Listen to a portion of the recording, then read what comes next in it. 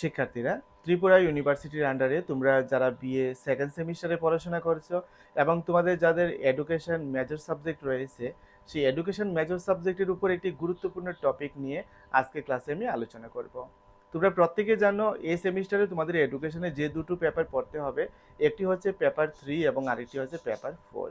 তো সেই পেপার 3তে তোমাদের যে কোর্সটি রাখা হয়েছে সেটি হচ্ছে এডুকেশনাল সাইকোলজি, অর্থাৎ শিক্ষা মনোবিদ্যা। তো এই এডুকেশনাল সাইকোলজির উপরে তোমাদের যে 4টি ইউনিট রয়েছে, এই 4টি ইউনিটের মধ্যে প্রথম ইউনিটে যে টপিকগুলো রয়েছে সেগুলো নিয়ে আমি তোমাদেরকে ধারণা দেব। তো ক্লাসটি শুরু করার আগে তোমরা যারা যারা চ্যানেলে নতুন রয়েছো অবশ্যই চ্যানেলটিকে সাবস্ক্রাইব করে দেবে। এর ফলে যখনই আমি নতুন নতুন ক্লাস নিয়ে আসব সবার আগে তোমার কাছে পৌঁছে যাবে। তোমাদের ফার্স্ট ইউনিটে যে টপিকগুলো রাখা হয়েছে সেগুলোর মধ্যে প্রথম টপিকটা হচ্ছে meaning, nature and scope of educational psychology, অর্থাৎ শিক্ষা মনস্তত্ত্বের ধারণা, প্রকৃতি এবং তার পরিধি।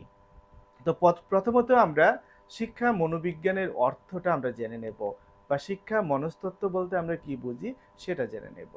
তো শিক্ষা মনস্তত্ত্ব মানে হচ্ছে শেখা এবং শেখানো নিয়ে মনস্তত্ত্বের বিজ্ঞান।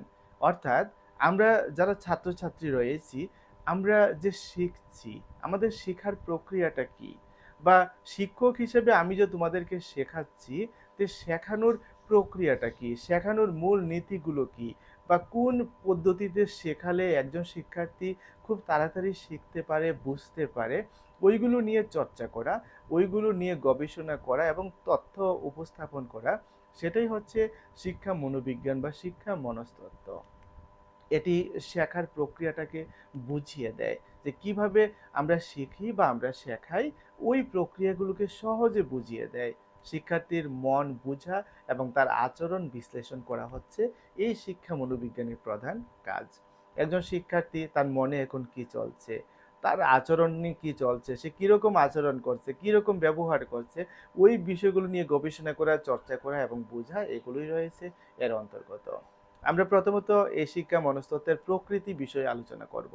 যেমন এটা একটা বিজ্ঞান ভিত্তিক, অর্থাৎ বিজ্ঞান যেমন কোনো একটা বিষয় পরীক্ষা নিরীক্ষা করে তথ্য উপস্থাপন করে, আমাদের এই শিক্ষা মনস্তত্ত্ব বা শিক্ষা মনোবিজ্ঞান একই রকমভাবে কাজ করে। শিশুর মনের ক্রিয়া এটা বুঝতে সহযোগিতা করে এবং পাশাপাশি আচরণ পর্যবেক্ষণ করে, একজন শিক্ষার্থী কীরকম আচরণ করছে ওই বিষয়টা পর্যবেক্ষণ করে। এমনকি পরীক্ষা এবং গবেষণার ক্ষেত্রেও এর ভূমিকা রয়েছে। শিক্ষার্থীর কাছ থেকে পরীক্ষা নেওয়া, তাকে মূল্যায়ন করা, তাকে নিয়ে গবেষণা করা, তার উপরে তথ্য উপস্থাপন করা, এই কাজগুলো সাধারণত এই শিক্ষা মনোবিজ্ঞান করে থাকে। তো এই শিক্ষা মনোবিজ্ঞানের পরিধি বা ক্ষেত্র, কোন কোন ক্ষেত্রে শিক্ষা মনোবিজ্ঞান কাজ করে, যেমন শেখার পদ্ধতি নিয়ে এটা গবেষণা করে, শিক্ষার্থীর বৃদ্ধি এবং বিকাশ নিয়ে এটা আলোচনা করে, এমনকি ব্যক্তিগত পার্থক্য, যেটাকে আমরা ইন্ডিভিজুয়াল ডিফারেন্স বলে থাকি, ব্যক্তিতে ব্যক্তিতে যে পার্থক্য থাকে ওই বিষয়টা নিয়েও এটা আলোচনা করে, এবং পাশাপাশি মোটিভেশনের কাজ করে, প্রেরণা দেওয়া কাউকে।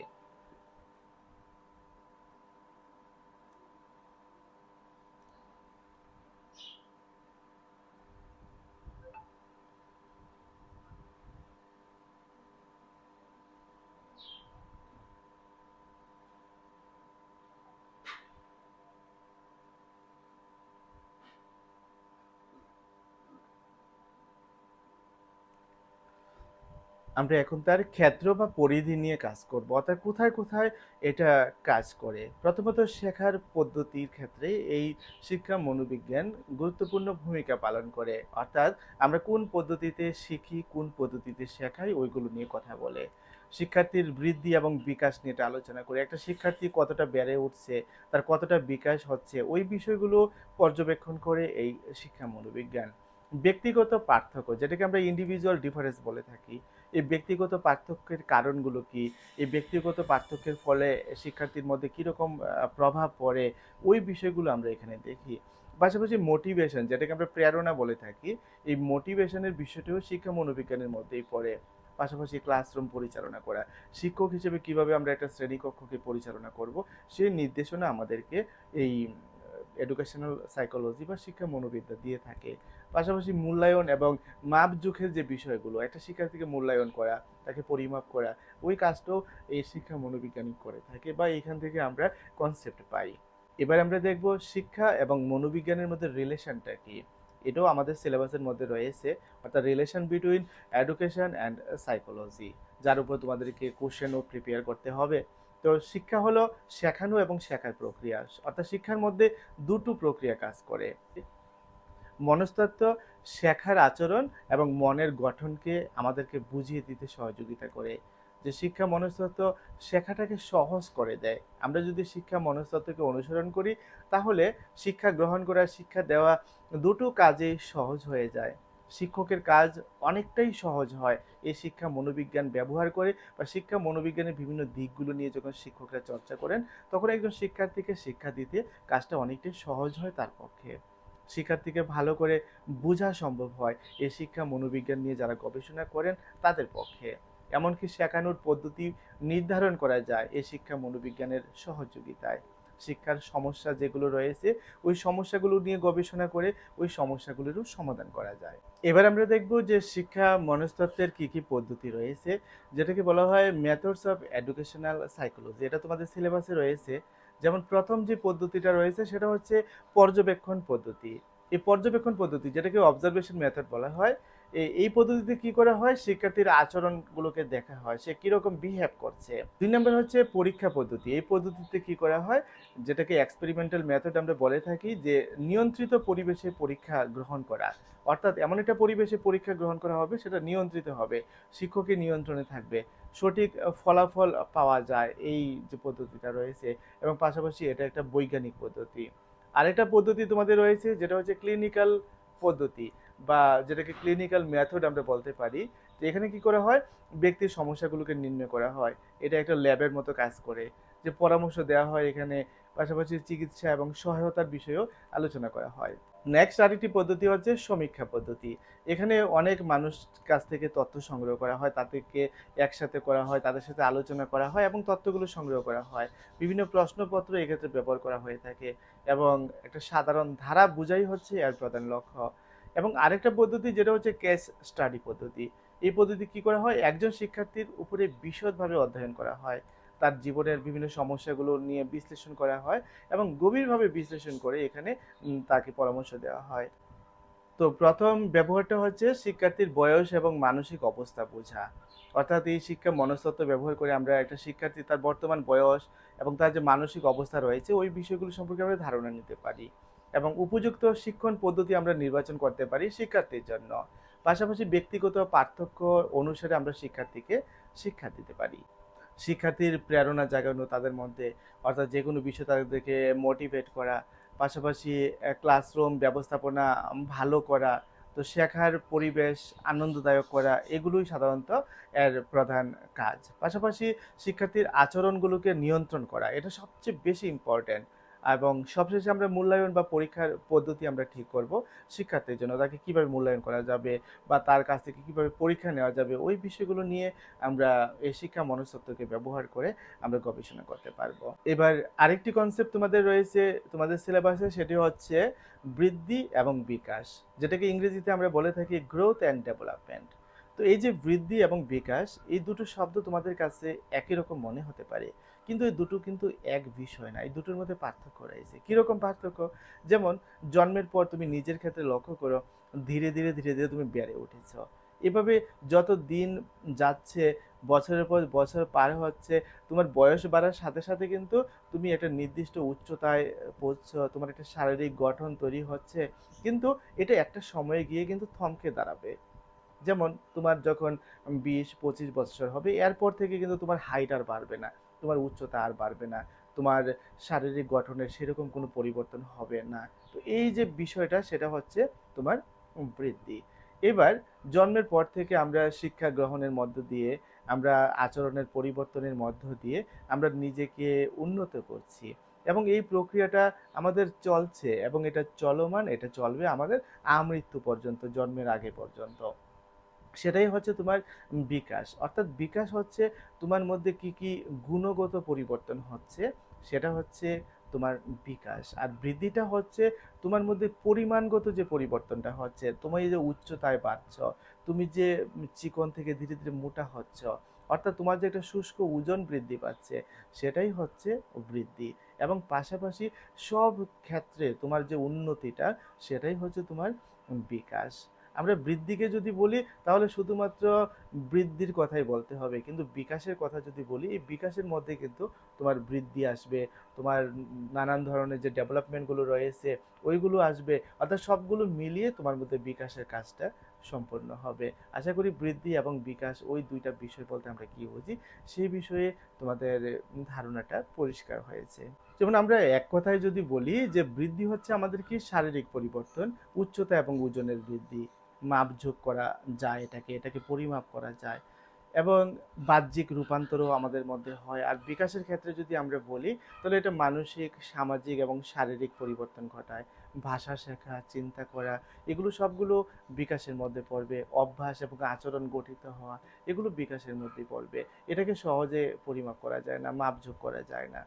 তো বৃদ্ধি এবং বিকাশের মধ্যে প্রধান পার্থক্য কি?